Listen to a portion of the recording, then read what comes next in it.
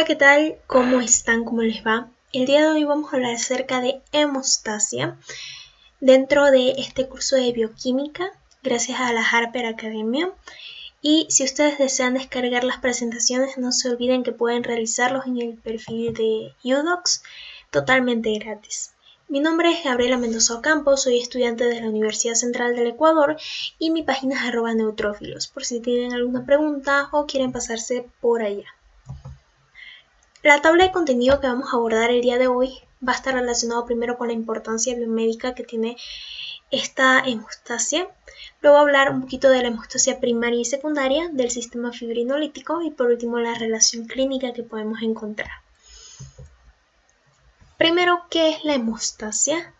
Etimológicamente, la hemostasia, hemo significa sangre y éstasis significa detener, así que sería detener la sangre y es precisamente lo que sucede ahí, se detiene lo que es la pérdida de sangre tras una lesión, ya sea que nos cortemos como Homero simplemente por intentar cortar una fruta o algo sencillo, pero no morimos desangrados gracias a este proceso denominado la hemostasia.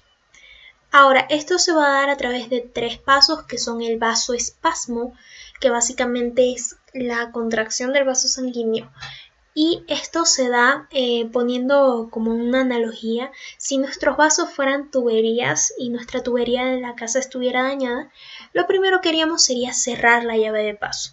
Entonces es lo que se realiza en una hemostasia, se cierra la llave de paso, se hace que el flujo que se pierda sea mucho menor al que se podría perder. Luego hay la formación del tapón plaquetario, que en primera instancia es un tapón plaquetario primario quebradizo y que incluso el torrente sanguíneo se lo puede llevar. Y luego ya se formaría como tal un coágulo sanguíneo, que sería un tapón plaquetario secundario mucho más resistente gracias a la hemostasia secundaria, que ya veremos de qué se trata.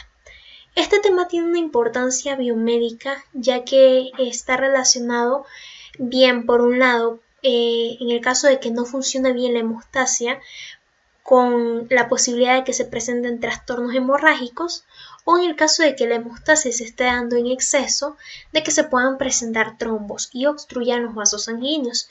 Entonces, es la razón por la cual es fundamental comprender este tema para posteriormente entender por qué se dan estos fenómenos.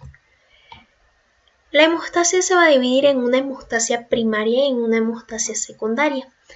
La hemostasia primaria va a tener de actores a las plaquetas y al endotelio, mientras que la hemostasia secundaria va a tener de actores a los factores de coagulación. La hemostasia primaria va a formar un tapón primario quebradizo que, como les mencionaba, incluso el torrente sanguíneo se lo puede llevar, pero este se refuerza gracias a la hemostasia secundaria y los factores de coagulación. Podemos entenderlo entonces con una analogía como que la hemostasia primaria es como la primaria o la escuela en general, en donde las plaquetas son como niños, ya que son fragmentos celulares, y por tanto su formación de un tapón plaquetario es quebradizo. Mientras que en la hemostasia secundaria ya están grandes, ya hay gente grande, como serían los factores de coagulación, los cuales son variados y ya tienen la especialidad en la formación de tapones secundarios que ya son más resistentes. Otra analogía para poder entender este proceso es que imaginemos a la hemostasia primaria como si nosotros intentáramos apilar ladrillos uno sobre otro, sin nada más que eso, pues se caerían en algún momento. Mientras que la hemostasia secundaria sería ya aplicar el cemento en cada uno de los lados de los ladrillos para que sea una pared mucho más resistente y no se caiga, no sé, ante el mínimo viento, que en este caso pues analógicamente sería el torrente sanguíneo.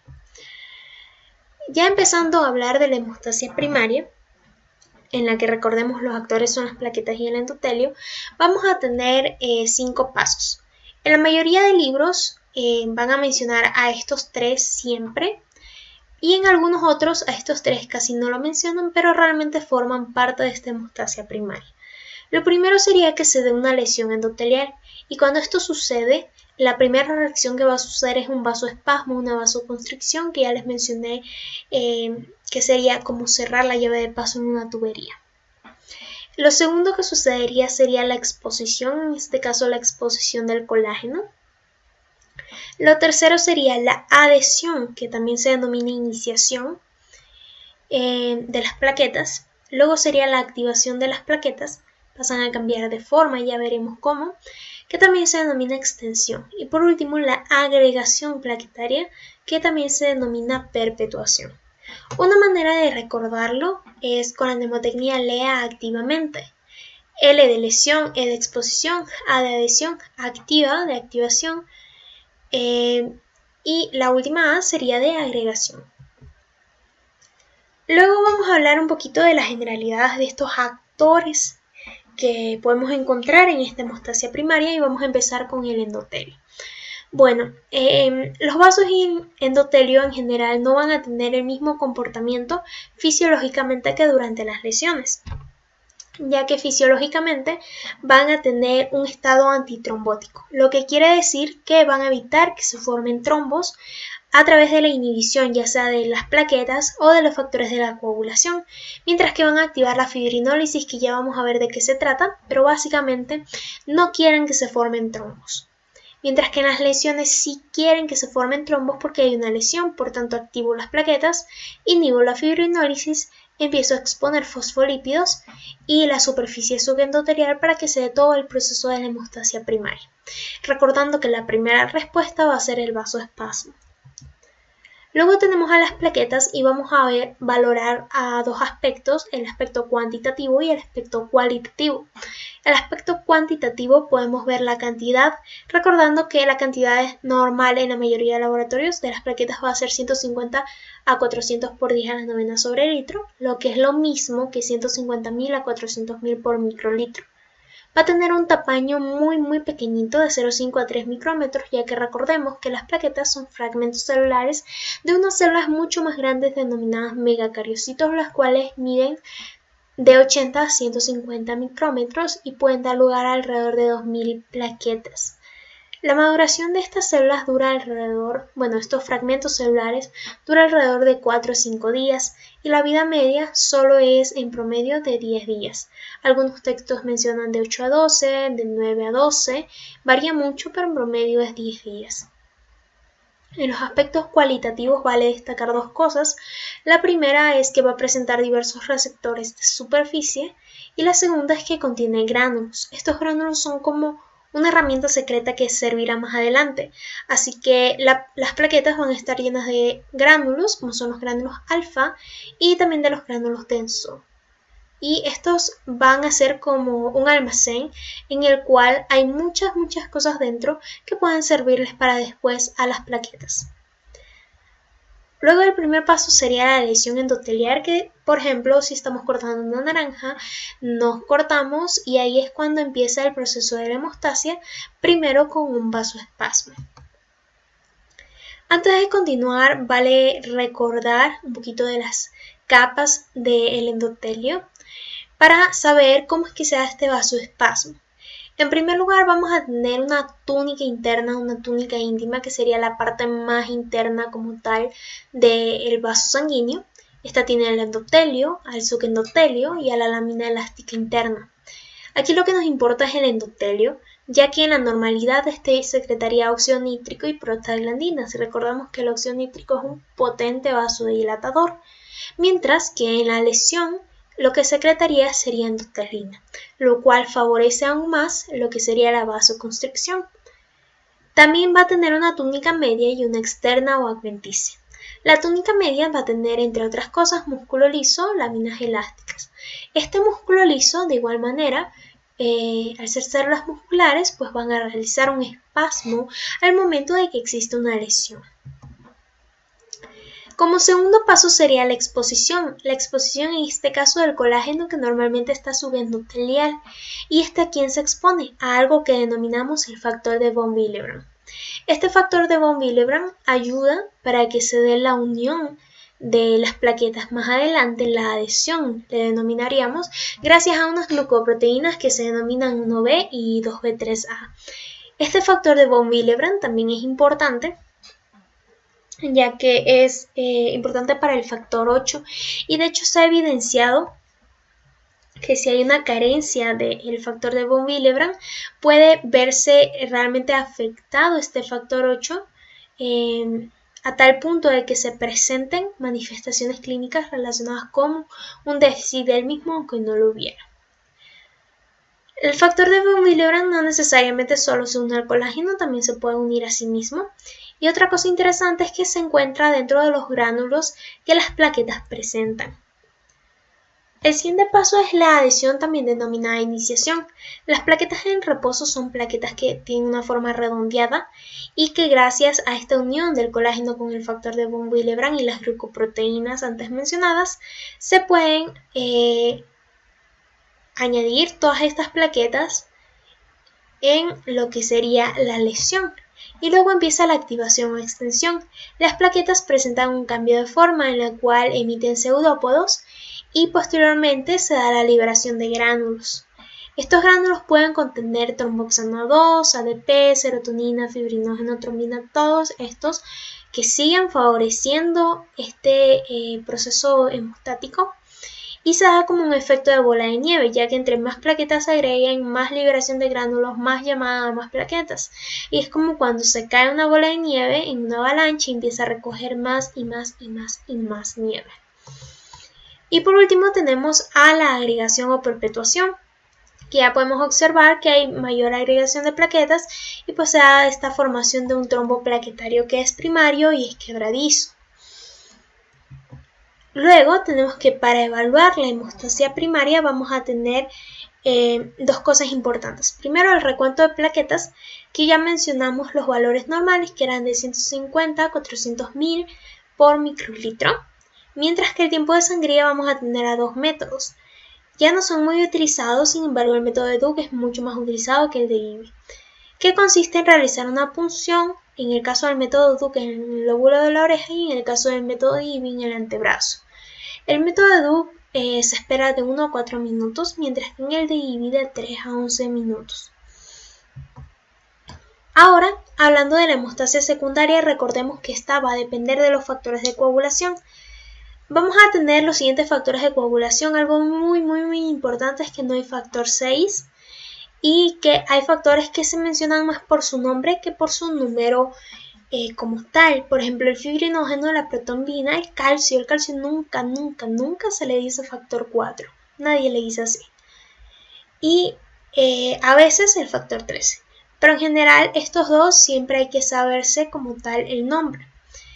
El factor 1 sería el fibrinógeno, el 2 la protrombina, el 3 el factor tisular que también se denomina tromboplastina, el 4 el calcio que como les mencionaba nadie le dice factor 4, el 5 es la proacelerina, 6 no hay, el 7 es la proconvertina, el 8 es el factor antihemolítico A, el 9 es el factor antihemolítico B, el 10 es el de Stewart-Power, el 11 es el factor antihemolítico C, el 12 es el factor de Angelman y el 13 es el factor estabilizador de fibrina. Los importantes, súper importantes que siempre recuerden son el 1, el 2, el 4 y el 13, porque esas son preguntas seguras de examen. Otra cosa que es muy importante es que hay factores que dependen de la vitamina K, ya vamos a ver por qué. Pero para recordar cuáles son, esta está mnemotecnia, que dice, me van a poner un 10 si digo que 2 más 7 es igual a 9, ya que el factor 10, el 2, el 7 y el 9 son dependientes de la vitamina K.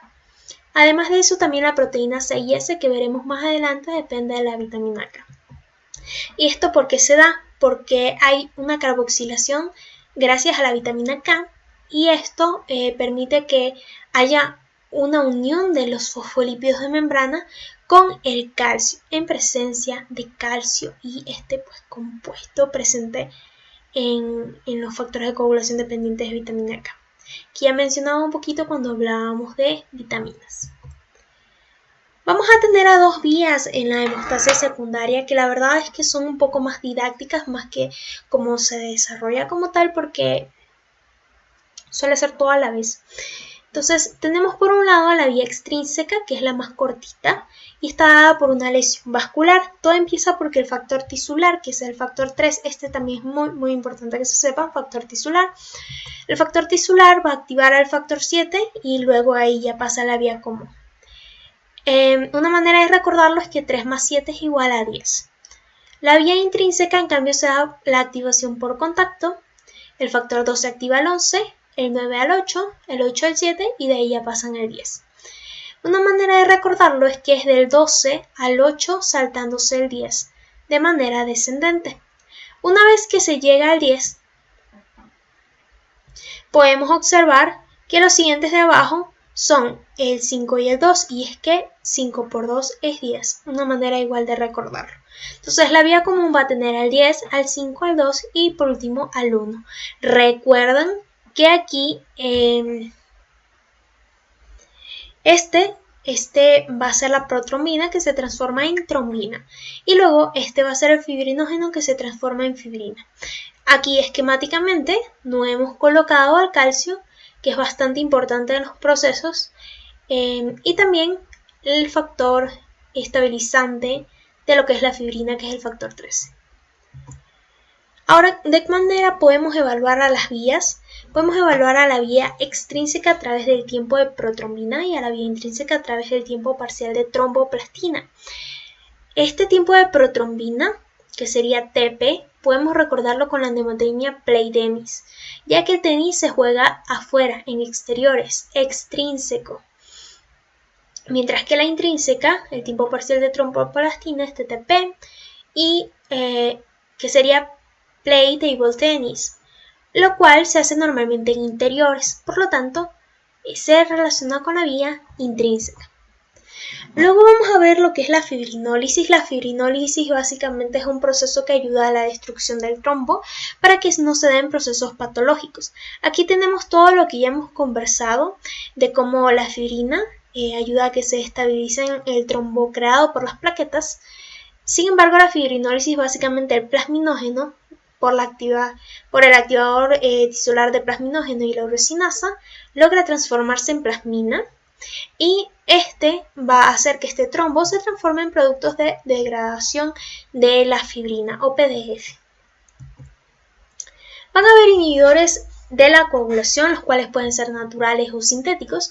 Dentro de los naturales vamos a tener a la antitrombina 3, que pues va a inhibir a la trombina básicamente. El inhibidor del factor tisular, que inhibe el factor tisular, factor 3 o como le quieran denominar. Y la proteína C y S. La proteína C realmente es un cofactor de la proteína C. Y también tenemos a la alfa-2 macroglobulina, a la alfa-1 antitripsina, entre otros. Luego tenemos a los inhibidores sintéticos, los cuales pueden ser antiagregantes y anticoagulantes. Los antiagregantes son los que actúan para evitar la agregación, es decir, actúan de alguna manera en las plaquetas, y los otros actores de la hemostasia primaria. Entre ellos tenemos a lo que es la aspirina y al clopidogrel, la aspirina también conocida como ácido acetilsalicílico, la cual va a inhibir a unas enzimas que se denominan COX. Mientras que los anticoagulantes van a actuar sobre factores de coagulación. Aquí tenemos, por ejemplo, a la heparina y a la warfarina. Recordamos que la heparina es administrada vía parenteral, mientras que la warfarina puede administrarse vía oral, y que esta en sus inicios fue utilizada sobre todo solo como veneno para rata.